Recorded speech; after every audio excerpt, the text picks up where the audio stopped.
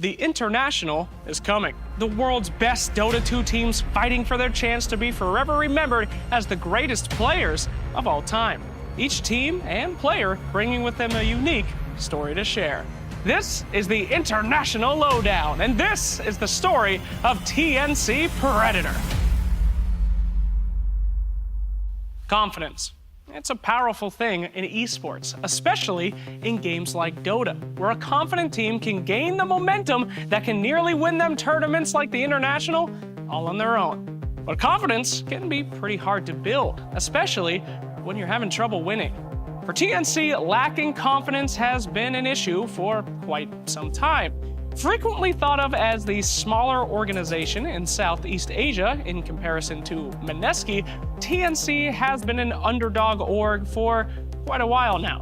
While other orgs in SEA tried to keep the teams filled with strictly regional players, TNC was never afraid to get a little bit of outside help, famously hiring thinkers like Demon, 1437, and Kips to aid them in their plight to finally become the best. But outside help never really seemed to get them the results that they were after. The team was capable of doing some truly incredible things, one of which being the biggest upset in the International's history. At the International 6, TNC faced off against Team OG, who many would consider to be shoo-ins for winning the entire tournament. OG beat them in 2 head-to-head matches prior, and that team somehow came back from a 20,000 gold deficit to beat OG in their second game of the series. They shocked the world at large and earned themselves over 20 million Filipino pesos. But with TI7 on the horizon, the team's confidence began to fade after a string of losses. After seeking outside help once again to try to find a foreign thinker to lead them to victory at TI7, much like Demon had done at TI6, the team hired 1437. This time, however, the team would do pretty poorly, and their loss would hurt TNC significantly as they struggled through the entirety of the new Dota Pro circuit. It had been a wild ride for the members of TNC, going from becoming heroes to zeros in the span of less than a year in the eyes of their countrymen. Something had to be done, and for the first time in ages, the team decided to keep the entire team Filipino and work on themselves rather than seek outside help.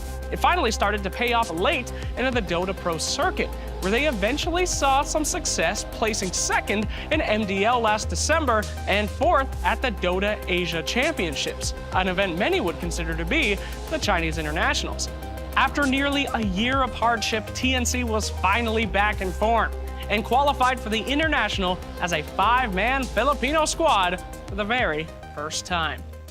The man who stepped up to the plate to replace the outside influences on the team and soon would become their main thinker himself is Cuckoo. Cuckoo grew into the all-star that he is today by practicing late into the night at local LAN cafes. Cuckoo's daughter was born when he was 19, and he desperately needed his professional gaming career to take off in order to support his new family, a drive that would push him to succeed until this very day. Originally a member of TNC's biggest rival squad, Mineski, Cuckoo got Mineski 12th place at the first Valve Major, which was a huge accomplishment at the time for Southeast Asian Dota.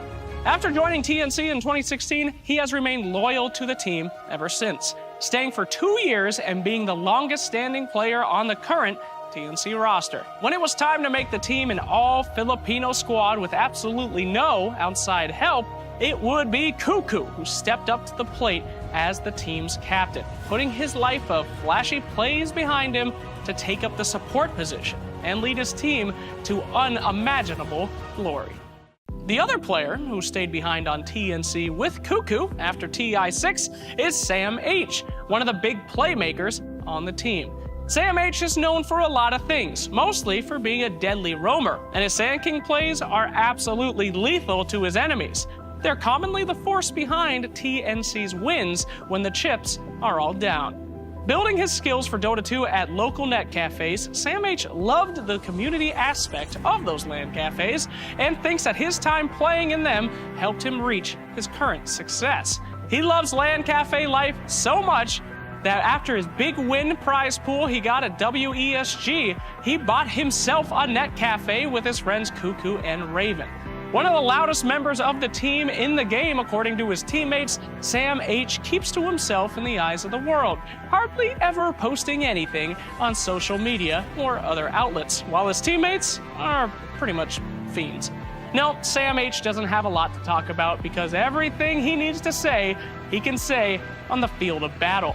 TNC through and through, Sam H has never been on another big pro team other than TNC. And it will be his dream to see the team that he had helped build win their very first international. Winning games, that's one way to build confidence on your team, but another is to have somebody whip you into shape. For TNC, they call Tims the older brother of the squad. While others might be quiet in the public eye, he tends to love to bully his teammates into sheer excellence. A fantastic player in his own right, Tims was known as one of the best Earth Spirit players in the entire world in 2016. And this was when Earth Spirit was one of the strongest heroes in the game, rivaling even the master at the time, Jerax. No stranger to the International, Tims attended TI6 with Team Execration, where they were responsible for yet another massive upset at the tournament, eliminating Team Complexity and arriving to the tourney as the fabled wildcard team. This time, the big brother is looking to blow fans' minds at the International 8. The player that Tims jokingly picks on the most would unfortunately be Raven, who tends to mostly laugh it off. Raven's career really started to pick up after joining TNC in 2015, and after his TI6 success, he took a very risky move, leaving the team that made him a star and joining Fnatic along with Demon. Where most players join and leave teams all the time, more concerned with their own careers rather than their friendships, the move actually weighed heavily on Raven, as he felt like he had left his buddies behind for his own personal glory. Getting well known from True Sight, Raven was devastated when Fnatic ended up being a failure, and he felt like his friends might not forgive him after all. But that couldn't have been further from the truth, as his teammates welcomed him back with open arms and were happy that he got a little bit of experience that he could bring back to his home team. A huge comic book nerd himself, Raven is a superhero in the game, holding the record for the most killed enemy heroes at any Valve event, having 33 kills under his name as his famous Spectre, while only having 3 deaths. With 30 liking games to his name in the last 12 months and rocking an incredible 83% win rate on the hero, Raven is a very aggressive carry player. While other carries like to go off and farm creeps, Raven is famous for farming heroes, and he is the driving force behind TNC's hyper-aggressive playstyle right now. We'll see if his enemies are ready for those insane aggressive plays very soon. The last member of TNC's squad is one of their most dedicated. Armel started playing Dota 2 at only 12 years old, and he dropped out of school when he was 14 to follow his dream of being a professional Dota 2 player. Surprisingly, his parents recognized his gift, and they supported his decision. Kids, don't try that one at home. 3 years after his start, he joined his first pro team, Clutch Gamers, and he was invited by the team's captain Fly Solo, who believed that the pub star would soon become Southeast Asia's next superstar. And that was for a pretty good reason. Armel was the second highest MMR player at the time, right behind the incredible Abe. A natural-born mid laner, Armel loves the challenge the lane provides, saying, quote, "When I manage to outplay my opponent, I just love that feeling."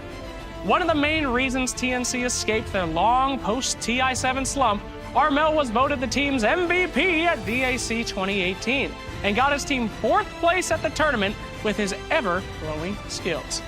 Armel has always had a natural talent, and his talent only seems to be growing with the more experience that he can acquire. But nothing makes a player better than facing off against the best, and with TI around the corner, he will soon get his first shot. And that is the story of TNC, a team that has lived in many a shadow, but now is becoming the shining light in all of SEA Dota. Finally developing the confidence in themselves to play on the biggest stage in the world, TNC is looking better than they ever have before at an international. More than a year of hard work and dedication on both themselves and each other have led them to this historic moment. And while the pride of the Philippines does have a hard road ahead of them, there is no other team in Dota 2's history more well known for their ability to have some huge upsets at the international stage. No Aegis has ever been claimed by Southeast Asia before, but TNC seem confident enough that maybe this year it will be them who lift that prize in the air.